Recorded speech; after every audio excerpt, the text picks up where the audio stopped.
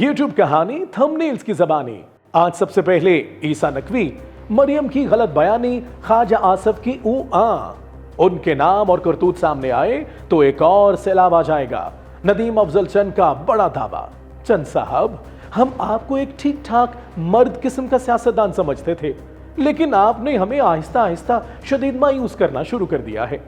आपका हाल भी वही रिवायती दकियानूसी सियासतदानों जैसा होता जा रहा है, जो आते हैं, टॉक शो में बैठते हैं, गप्पे मारते हैं और आखिर में हिसाब वही निकलता है, खाया पिया कुछ नहीं, गिलास तोड़ा 12 ने। अब यही देख लें, इसी थंबनेल में आपने फरमाया कि अगर इनके नाम और करतूत सामने आ गए तो एक और सैलाब आ जाएगा।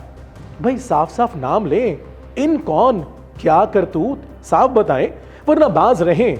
ऐसी बढ़के मारकर ये ना साबित करें कि आपके सत्तू मुक चुके हैं और आप भी अब रिवायती फुसफुसे सियासतदान हैं। हम आज भी आपको एक नडर बहादुर किस्म का बंदा समझते हैं, इसलिए ये अगर मगर का खेल बंद करें, या तो खुल के बात करें या आराम से घर बैठ जाएं।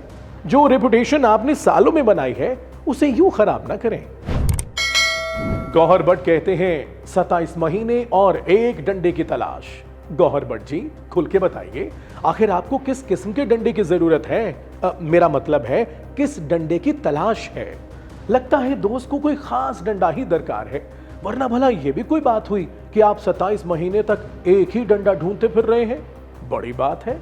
सही कहते हैं, शौक का कोई मोल नहीं। हमारी दुआ है कि आपको जल्द से जल्द आपका मतलूबा डंडा मिल जाए, वरना एक आसान हल है हमारे पास। 2-4 व्लॉग कुल खुलाकर 804 के हक में कर दीजिए, बाकियों को अच्छी तरह रगड़ दीजिए, फिर देखिएगा वही नहीं बल्कि इससे कहीं बेहतर डंडा आपको मिल जाएगा।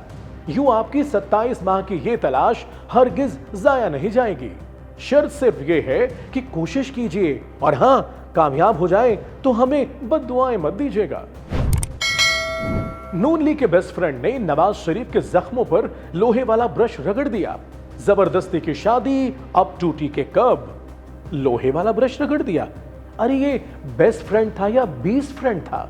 ईसा नकवी, लोहे का ब्रश सुनकर ही हमें झुरझुरी आ गई, और आपने तो रगड़ ही दिया। भाई, हमारे 3 दफा के प्राइम मिनिस्टर के साथ क्यों फिजिकल हो रहे हैं? जबानी कलामी जितना मर्जी रगड़ा लगाएं, हमें कोई एतराज नहीं, लेकिन ये लोहे के ब्रश से रगड़ना ये कुछ ज्यादा हो गया है।